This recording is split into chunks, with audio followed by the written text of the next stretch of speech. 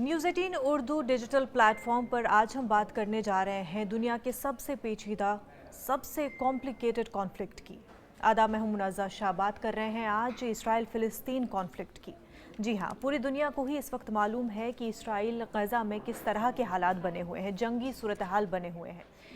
और इस हवाले से वर्ल्ड हेल्थ ऑर्गेनाइजेशन ने भी बयान जारी किए हैं। उनका कहना है कि जल्द अज जल्द गाज़ा में ह्यूमैनिटेरियन एड पहुंचना चाहिए। वहाँ पर क्रिटिकली इल पेशेंट्स है, फ्रेजाइल पेशेंट्स हैं, जिन तक जल्द अज जल्द मदद पहुँचनी चाहिए। फूड स्टोरेज जो है वो खाली हो रहे हैं, वेयर हाउसेस जो है वो खाली हो चुके हैं, और अगर जल्द अज जल्द उन तक मदद न पहुँची तो लोग मारे जाएंगे, लोग मर रहे हैं। पर यूएस का इस पूरे मामले को लेकर के स्टैंड क्लियर है कि इसराइल को अपना आप को डिफेंड करने का पूरा राइट है, ड्यूटी है। इस बीच इसराइल का भी बयान आता है। इसराइली आर्मी ऑफिशियल्स का ये कहना है कि इस वॉर के बाद, पोस्ट वॉर के बाद गज़ा का एक ग्लोबल इशू तो बनेगा, जिसको लेकर के पूरे दुनिया भर की कंट्रीज़ के साथ डिस्कस भी किया जाएगा। वहीं ईरान का भी इस पर बयान आता है। ईरान कहता है कि अगर इस तरह से ही गज़ा पर हमला होता रहा तो ईरान उस पर इंटरफेयर करेगा। लेकिन अगर ईरान इंटरफेयर करता है तो ऐसे में क्या ये ट्रिगर पॉइंट बनेगा मिडिल ईस्ट में? अगर ईरान या लेबनान या किसी भी तरह से दूसरे देश, दूसरे अरब मुल्क जो है इस कॉन्फ्लिक्ट में इन्वॉल्व हो जाते हैं, इस जंग में इन्वॉल्व हो जाते हैं, क्या ये वर्ल्ड वॉर 3 के लिए ट्रिगर पॉइंट हो सकता है? पर इस सब के बीच हमें नहीं भूलना चाहिए वो ये कि जो मासूम जानें हैं वो इस वक्त ज़ाया हो रही हैं, लोग मर रहे हैं।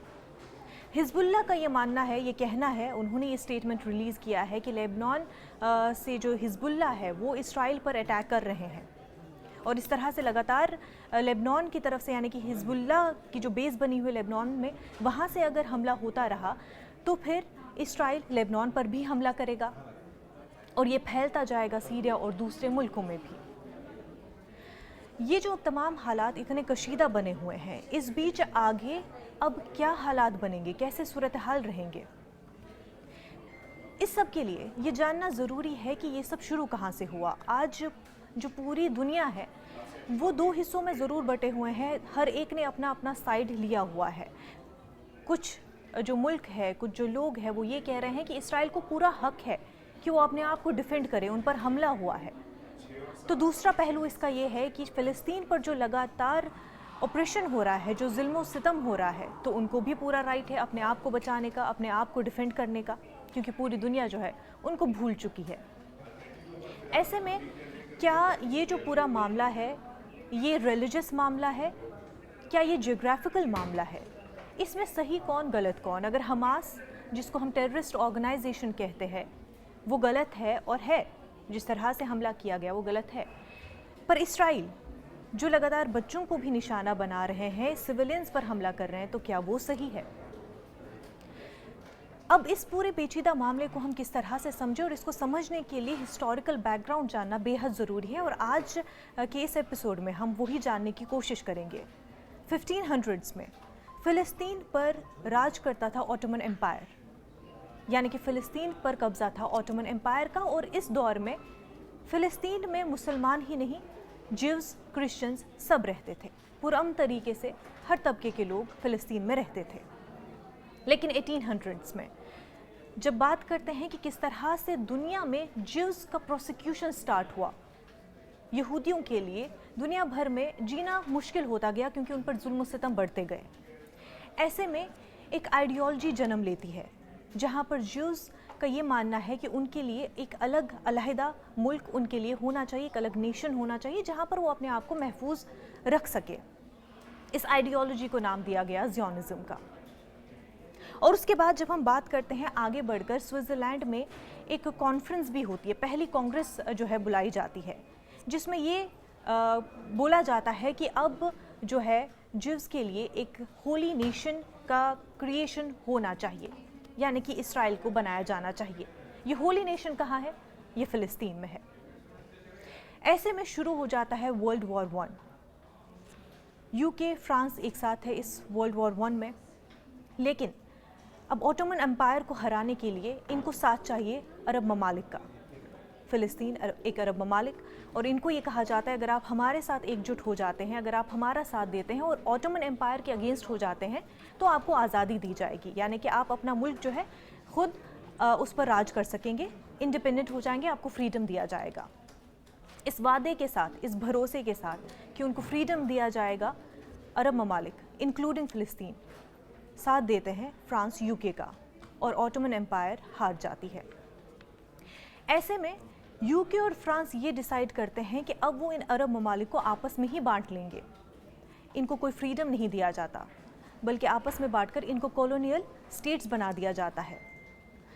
और आगे बढ़कर फिर जब ज्यूज़ डिमांड करते हैं कि उनको भी एक अपने लिए नेशन चाहिए, तो यूके ये वादा ज्यूज़ के साथ भी कर देते हैं कि उनको वो प्रोवाइड करेंगे उनके लिए एक सेपरेट नेशन फ़िलिस्तीन में।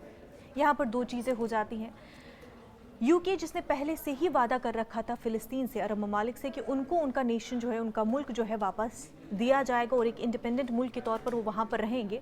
और दूसरी तरफ ज्यूज़, जिससे इंग्लैंड, ब्रिटेन जो है ये वादा कर देता है कि उनको भी वो फ़िलिस्तीन दे देगा। ऐसे में इस वादे को लेकर के जो ज्यूज़ है, दुनिया भर के ज्यूज़ जो है वो फ़िलिस्तीन पहुँचना शुरू करते हैं। इस बीच ये हो जाता है कि ज्यूज़ जिनकी आबादी फ़िलिस्तीन में सिर्फ 6% थी, ये वादे के बाद बढ़ते बढ़ते 1947 तक ये आबादी 33% हो जाती है, जिससे जाहिर सी बात है जो फ़िलिस्तीनी थे, और फ़िलिस्तीनी सिर्फ मुसलमान हम यहाँ पर बात नहीं कर रहे हैं, वहाँ पर दीगर लोग भी, क्रिश्चियंस भी माइनॉरिटीज़ में रहते थे और ज्यूज़ भी रहते थे, वो उससे नाराज़ हो जाते हैं। उनका ये मानना था कि हमसे वादा करके कि हमारा मुल्क जो है हम इंडिपेंडेंट हो जाएंगे, इंडिपेंडेंस हमें मिल जाएगी, लेकिन उसके बाद ज्यूज़ से ये वादा करके कि उनके लिए फ़िलिस्तीन रखा जाएगा, वो उसमें अपना होली लैंड, जिसका उन्होंने ये यकीन दिलाया है अपने लोगों को कि हम वहाँ पर अपना होली लैंड इज़राइल क्रिएट करेंगे, उनसे भी वादा किया जाता है।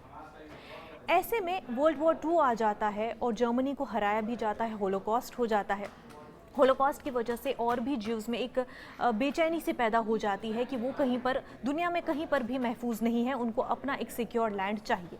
लेकिन होलोकॉस्ट हुआ जर्मनी में, उसका भुगतान किसको करना पड़ा? फ़िलिस्तीन में लोगों का भी ये मानना था कि अगर होलोकॉस्ट जर्मनी में हुआ, लेकिन उसके लिए कहीं ना कहीं क्या वो लोग जिम्मेदार हैं जो उन्हें भरपाई करनी पड़ रही है? अब क्योंकि ब्रिटेन को वहाँ से निकलना पड़ा, अपनी कॉलोनियल स्टेट फ़िलिस्तीन छोड़कर जाना पड़ा, लेकिन ये मामला वो लेकर गए यूएन के पास कि यूएन इसका रेजोल्यूशन कोई निकाले। यूएन का रेजोल्यूशन था 2 स्टेट्स का, कि फ़िलिस्तीन को 2 स्टेट्स में बांटा जाए, एक जो ज्यूज़ को दी जाए और एक जो फ़िलिस्तीनियों को जो वहाँ पर रह रहे हैं उनको दी जाए। ये 2 स्टेट सोल्यूशन जो है ना इंडिया को मंजूर था उस वक्त और ना अरब ममालिक को मंजूर था। वो इस वजह से कि यूएन ने जो डिसीजन लिया वो ये था कि ज्यूज़ को 55% फ़िलिस्तीनी लैंड दिया जाएगा, ज्यूश लैंड वो करार दिया जाएगा। लेकिन ये एक्सप्लेन नहीं हुआ कि जो फ़िलिस्तीनियों का ज़मीन है वो उसका 55% ज्यूस को कैसे दे सकते हैं, ज्यूस स्टेट कैसे क्रिएट कर सकते हैं। बहरहाल ये यूएन रेजोल्यूशन था, ये पार्टीशन का प्लान था यूएन का। लेकिन जब वर्ल्ड वॉर 2 के बाद ब्रिटेन अपनी जो आर्मी है वहाँ से निकाल रही थी, ऐसे में इसराइल को उस वक्त ये एक मौका मिल गया कि अब क्योंकि ब्रिटेन यहाँ से निकल रहा है तो हम यहाँ पर ताकतवर हो जाते हैं। तो जो यूएन का प्लान था 55% ऑफ लैंड वो इसराइल को देना, वो उससे भी ज़्यादा पर कब्ज़ा करना शुरू कर देते हैं। 78% लैंड पर वो कब्ज़ा कर लेते हैं। ऐसे में 7 लाख फ़िलिस्तीनी अपने घरों से बेदखल हो जाते हैं, डिस्प्लेस हो जाते हैं, और इसको कहते हैं नकबा। ये नकबा यानी कि कैटास्ट्रॉफी, डिज़ास्टर। और उसके बाद शुरू हो जाते हैं अरब इसराइल वॉर्स। अरब ममालिक और इसराइल के बीच जो है जंगें शुरू हो जाती है, लेकिन इसराइल फातेह बनकर उभरती है। इसराइल को हर जंग में जीत हासिल हो जाती है, और ये है फाउंडेशन, ये है वो बेस जहाँ से शुरू होता है इसराइल फ़िलिस्तीन कॉन्फ्लिक्ट। इस एपिसोड में इतना ही, लेकिन आगे आपको इस हवाले से जानकारी देते रहेंगे। आप बने रहिएगा न्यूज़ 18 उर्दू डिजिटल प्लेटफॉर्म के साथ। आदाब।